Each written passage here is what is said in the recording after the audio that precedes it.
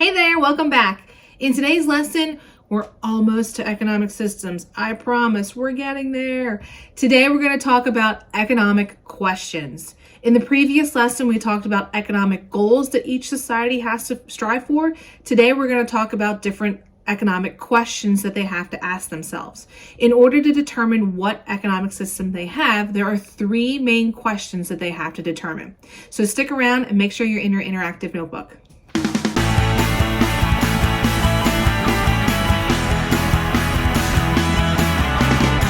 Okay, we're on page 5 of your interactive notebook. And again, we're talking about these economic questions.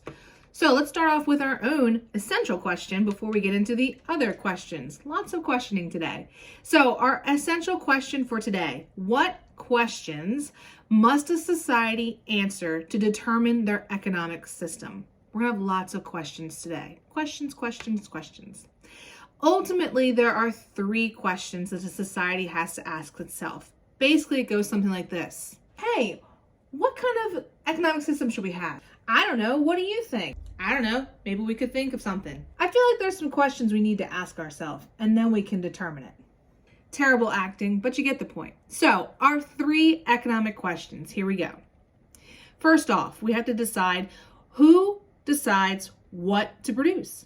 Every nation, every single year, there are going to be billions, yes, billions, of things that might need to be produced. However, we have very limited resources. There's only so much time. There's only so many pieces of wood, of lumber, of whatever. I don't know, you name it. So even though each society is going to have these unlimited wants, our resources are always going to be limited. Remember, that's called scarcity. So the society has to decide, what do we truly need to make? What's truly needed for society? That's our first question. What are we going to make? Our second question: who decides how to produce those goods and services? This is going to come down to thinking about the ways in which we produce those desired items. So who's going to decide what factors of production are going to be used and how are they going to be organized? What combination of those factors of production are going to be used? How much money is going to be spent on the land? How much is going to be used on the labor? So on and so forth. And now, again, I said money, but I don't necessarily mean money. I mean just how are we going to have a labor force? All of those factors of production by the different entrepreneurs has to be determined. This also comes down to a concept we call guns or butter. No, we don't just go out and produce guns and butter. It means the idea of, it's this principle of, do we produce more defense type items or like consumer goods? And this comes down to what's going on in society at the time. If we're in a time of peace, no, we don't have to spend a lot of money and produce a lot of things that are going to defend us. No, it doesn't mean produce none of it, but it just doesn't mean like gear up like we're going to go to war tomorrow.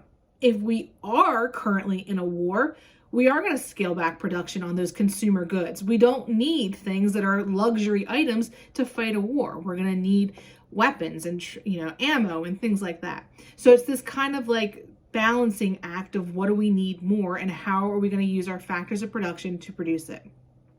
Lastly, our third question, it's going to be a weird one. For whom or who are the goods and services produced for? Well, Dr. Pro, aren't they produced for the consumers? Duh. Yes, but it's going to come down to, once they're produced, who gets them? And again, you're thinking, the people who buy them? Yes, but how do we determine that? Is it going to be first come, first serve? You're the first person in line, you get it. Maybe. Is it going to be the highest bidder who's willing to pay the most? Maybe. Is it going to be those who need it the most? Remember our economic equity? Maybe. Or is it going to be all for one and one for all? Everybody gets it, equal distribution. It depends. It depends on the society. It depends on the product. It depends on what's going on. So again, this question is kind of odd, but different societies are going to answer these questions differently. All three of these economic questions are going to be answered very differently depending on which economic system they have. And again, how they answer these questions is going to determine what economic system they choose. So stay tuned for our next lesson. We will talk about those economic systems. Thanks for watching.